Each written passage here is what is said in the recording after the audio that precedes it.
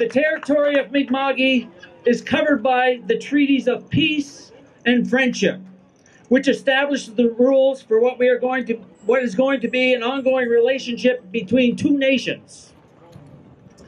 So, Abjilazi, welcome.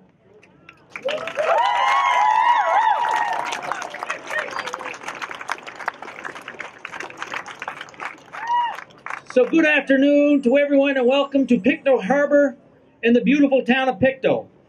I want to thank the Land and Sea Rally Organizing Committee for the opportunity to participate in today's event. We have been very fortunate as a community to have been given the opportunity almost 300 years ago to share with our neighbors and friends this land and sea that is so rich in natural resources, beauty, and culture. But with this wonderful opportunity comes a great responsibility. We cannot take what we have for granted. It is our duty to ensure that all necessary measures are taken to protect and preserve these wonderful assets for our future generations. This is history in the making right now. This is crazy. My name is Nicole, and I'm with Friends of the Northumberland Strait. Thank you. Born and raised in Pictou, a fisherman's wife, and raising my two kids here now. My name is Krista Fulton. I live in Pictou, I work in Pictou, and I raise my daughter here as well. And I am standing here today for a whole bunch of reasons, and I'm going to give you 3 main reasons why I'm standing here. Number 1, I'm a Maritimer, born and bred. I love Nova Scotia.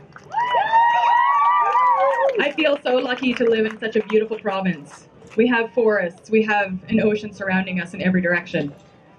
And I want to protect that beauty. Number 2, I am a mother. And as a mother, I have a duty to protect and teach my child. And when you know in your heart of hearts that something is wrong, you stand up and you say something and you do something. And number 3, I am a fisherman's wife. We are a fisher family. We are the very people that help shape the culture of this province. And right now we're being threatened. And we're frightened. And it looks to me, when you look out in that harbor, that those guys don't take threats lightly.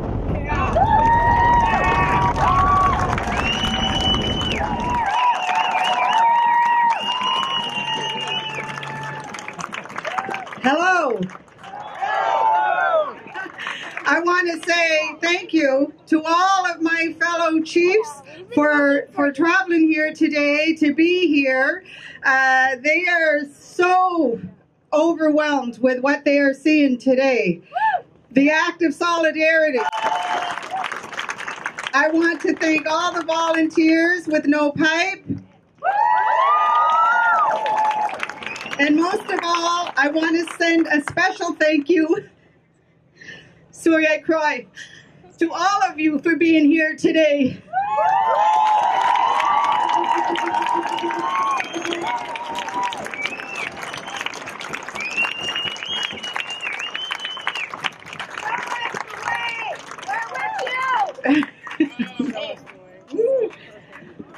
So, we've been fighting Boat Harbour, the battle with Northern Pulp, the battle with the province for many years. For many, many years, we have been putting ourselves out there. Today, I need to acknowledge all of my leaders in the past and in the present who have guided us through all of this. Sorry, I had a speech, but I left it on the boat, so I'm winging this one. So, I know we haven't been alone, and I know that there have been many people that have been working tirelessly for years, bringing this to the forefront. And for you, I lift you. I lift you up, because you have never stopped. You do this without pay. You do this with every heart, every being of your soul, because you want to do what's right for everybody here, for everybody in Nova Scotia, for people in PEI, for people in New Brunswick. So I want to say thank you. We do not want this pipe in our waters.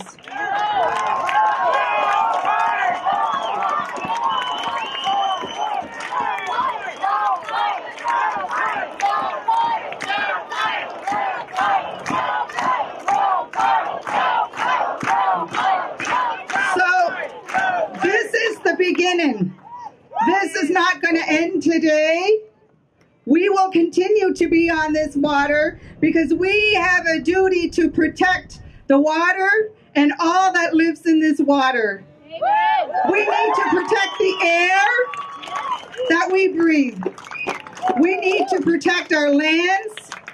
We need to protect our resources. We each, all of us, have an inherent duty to do that. We owe that to Mother Earth, we owe that to ourselves, and we owe that to our children. They are not going to fight this in the future. We'll all learn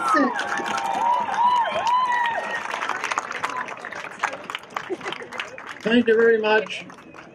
My God, it's some nice to look out there and see all them boats and the support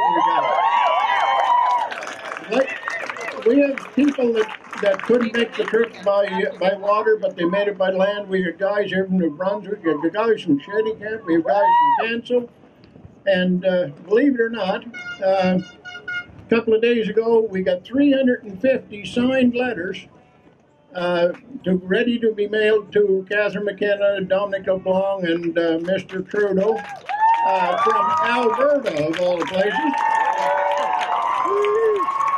So you can see the support is broad.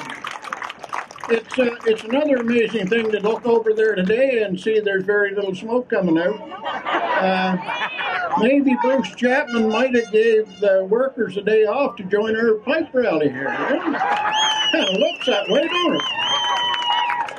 Anyway, thank you all. I'm going to be brief, which is awful hard for me to do. I come to Pictou today with likely, well, we're thinking 300 plus boats. And fishermen and their families. And we got fishermen here from Nova Scotia, New Brunswick, Pictou Landing First Nations, and the other First Nations in PEI, Nova Scotia, and maybe New Brunswick too. We thank them all. We are here together, strong, united, and stubborn. And I'll tell you a few more things about fishermen. We don't like to be bullied. We don't like to be lied to. We don't like to be treated that our knowledge does not matter. And they showed that when we told them that pipe would never work out there. Now, all of a sudden, it's their idea that it won't work. We told them that months ago.